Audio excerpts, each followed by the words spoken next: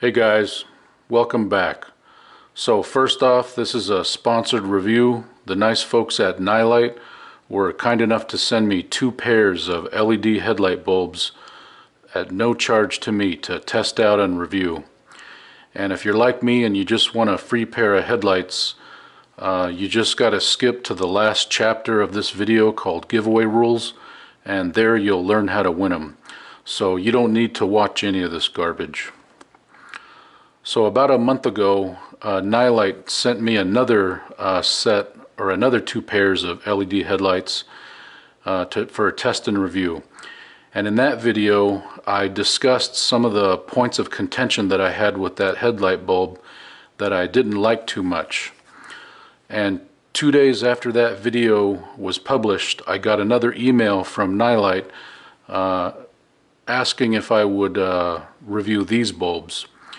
And I'm pretty impressed with how well these bulbs are performing, and I'm impressed that they listened to the feedback in that video, because all of the problems, well, not problems, but all of the things that I didn't like on that last bulb, they have improved with this new higher priced top of the line model. So these are the bulbs right here. They're called the Nilight A9 series, and full retail is $80 for this headlight. But at the time of filming this video, there's a $35 coupon. So at $45 for these might be a good option.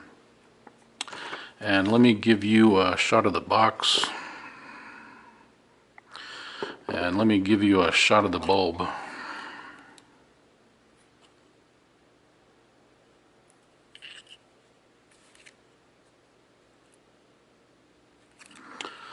So first and foremost, the number one thing I didn't like about the last pair of bulbs is that they used a external driver, and that's this thing right here.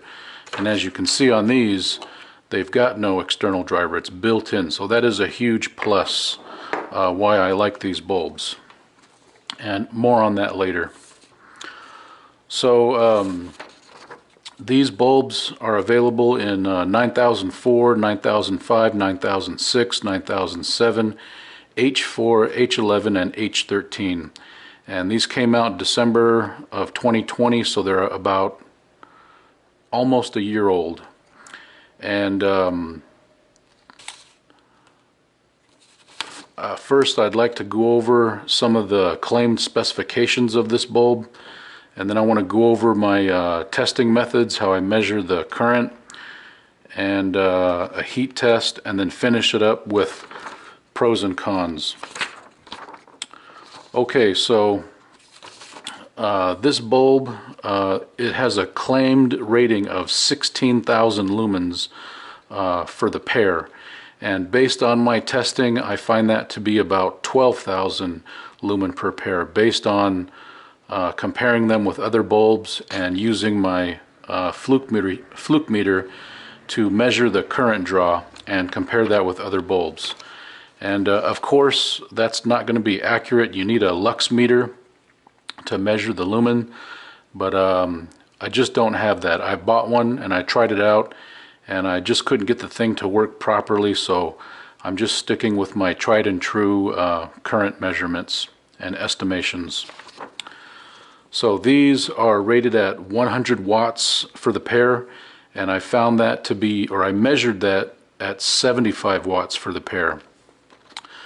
These claim to be 7 times brighter than halogen, and I found them to be 4 times brighter than halogen. And the color temp on this is 6,000 degrees Kelvin, and I found that true to claim. And what that means is, this is a color temperature chart, and what I consider pure white light is right around here at 5,500 degrees Kelvin. And the previous light bulbs had a rating of 6,500, so that's starting to get into that slight bluish tint.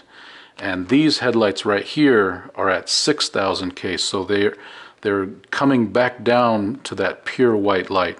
And I really like that about this headlight, because 5,500 is my preferred temperature, And I did that poll where I asked you guys, and the majority of people said they do like the pure white light. So these are at 6,000, and that's a lot better than the 6,500 that I've seen before. And these do have a built-in driver, and that is a huge step forward for me. I really like that. So because these don't have an external driver, it really makes these things plug and play. There's nothing you got to do. These LED headlight bulbs that come with an external driver, that driver gets really hot. I measure it with my infrared pyrometer here, and on some brands of LED headlights I found that the driver gets as hot or actually hotter than the heat sink that is designed to dissipate the heat.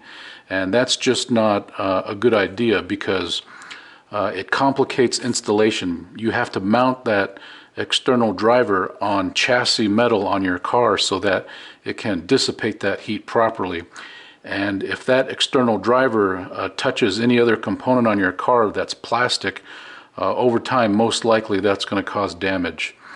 So these things with no external driver, I really like these. This is a huge step forward, and it's able to dissipate all that heat with this fan. And again, if you've been watching my headlight videos, I really don't like these fans. I really like the fanless with the heat sink, but for how bright these things are and how good these things perform, I can kind of forgive the fan. But if you're listening, Nilight, if you could just make something like this that's fanless, my goodness, you would have a home run hit on your hand with those headlight bulbs. If you could make these fanless, no fans. So yes, they do have cooling fans. Yes, they are plug and play 100%. These do claim to be CANbus error free, and what that means is some of the newer modern cars, they'll have a bulb out warning, and these are supposed to not trigger that warning. And of course I can't test that because my old Crown Vic doesn't have the bulb out warning. And another specification is the warranty on this is 2 years, and that's really good because a lot of the bulbs I see only have a 1-year warranty. So having a 2-year warranty is a huge benefit. Alright, let's get into my current testing, and before I do my current testing, I do a baseline with my factory halogen OEM bulbs to get a baseline, and I test that with my fluke meter here. So the first thing I test is these my Sylvania halogen bulbs, and those are rated at 55 watts and 65 watts, and on the low beam setting they pull 4.5 amps at 12.6 volts, which is 56.7 watts. So that's very close, right on the money. Actually more, 1 watt more.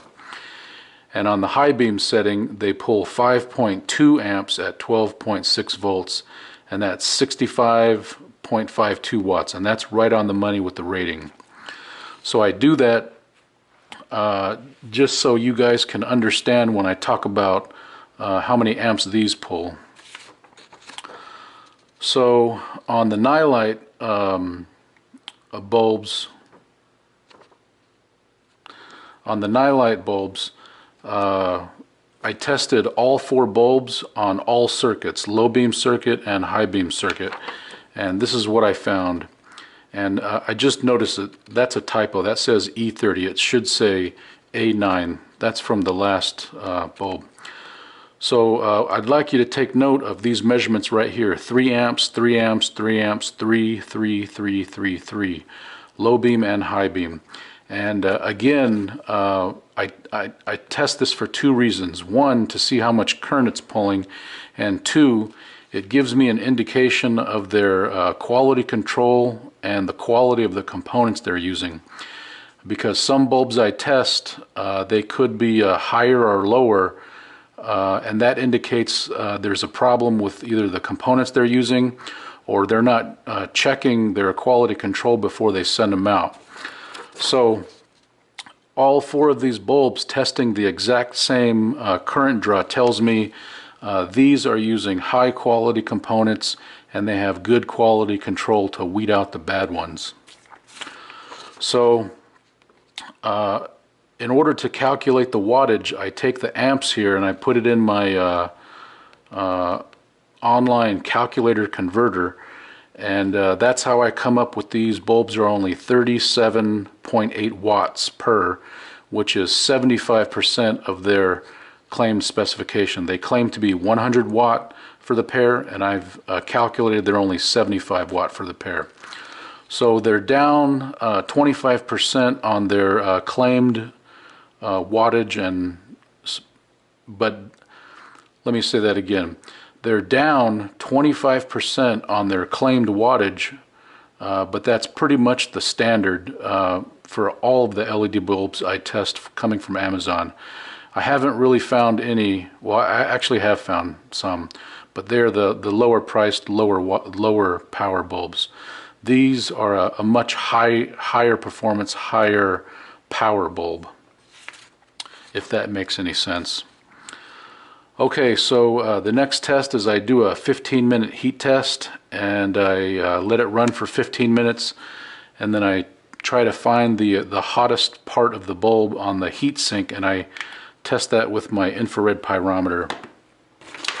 And the highest temperature that I saw was 130 degrees. And I think that's a pretty good temperature based on all of the other bulbs that I've tested. Some of the fanless units I have get up to about 150 or 160. So these at 130 is about 20 or 30 degrees below the fanless ones. But again, having a fan on this bulb, you know, it introduces an extra failure point. It's one more thing to fail. And if that fan ever fails, it's only a matter of seconds before it gets so hot that it's going to malfunction. So that's why I don't like the fanned ones, because it's just one more thing to fail. Okay, so let's get into the pros. The pros for this, I'm going to say they have excellent quality control, good materials and workmanship. They're 4 times brighter than the factory halogen bulbs, and they have a 2-year warranty. And cons, I always say this, the price, $80 for these is a little bit high, or it is high, but if you can get a pair with the $35 coupon, these might be a good option if you're willing to overlook that they have fans on the back of them. And not claimed, they don't live up to the 16,000 lumen claimed rating. I'm going to estimate they're around 12,000 lumen. And cooling fan, of course, it adds system complexity and an added failure point. Real quick, let me go over installation real quick. So this is the back of our 9007 headlamp, and in order to remove your old bulb, you just take off this retainer ring and pull out your old bulb. And the first thing you're going to be tempted to do is just stick this in there, and that's going to fit. But then there's no way to get this retainer ring over that. So what you got to do is you've got to remove this little doodad.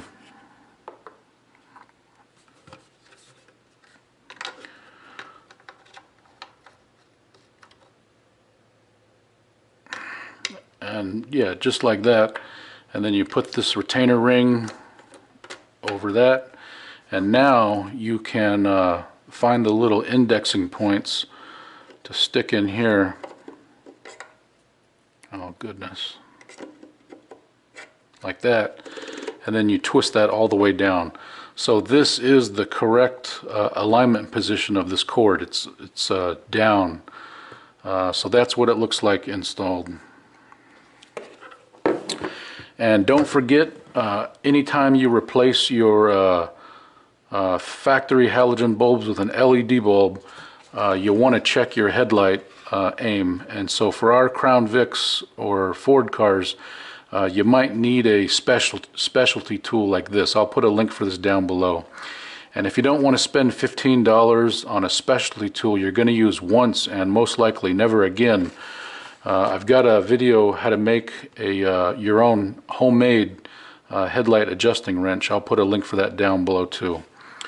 And if you've got an old car like mine, your retaining rings are getting pretty old and brittle, so it might be a good idea to order one and have a spare on hand. So I'll put part numbers for that down below too. Okay, so that's pretty much it. Now let's get into the giveaway rules. So this is going to be a pretty exciting giveaway, because the last giveaway, this LED light bar from the previous review went unclaimed within the allotted time. So this giveaway is going to be a twofer. You're going to get these LED headlight bulbs, one pair, and you're going to get this 20-inch LED light bar. Okay, so number one, you must leave a comment on this video. Number two, you must own a 1998 to 2011 Crown Vic.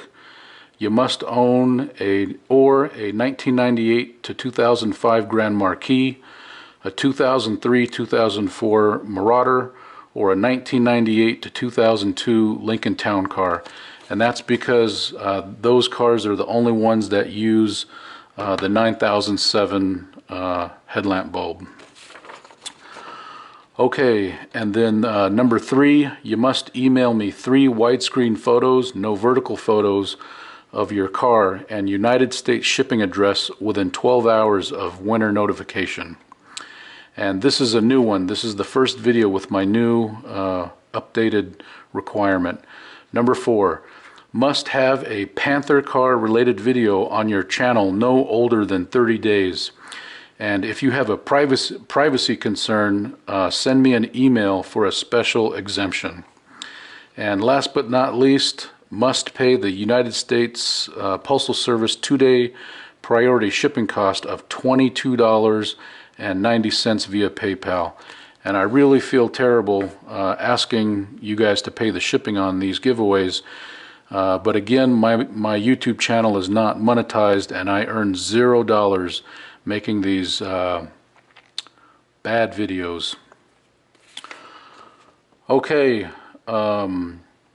so that's pretty much it. Thanks for watching. We'll see you next time. Bye-bye.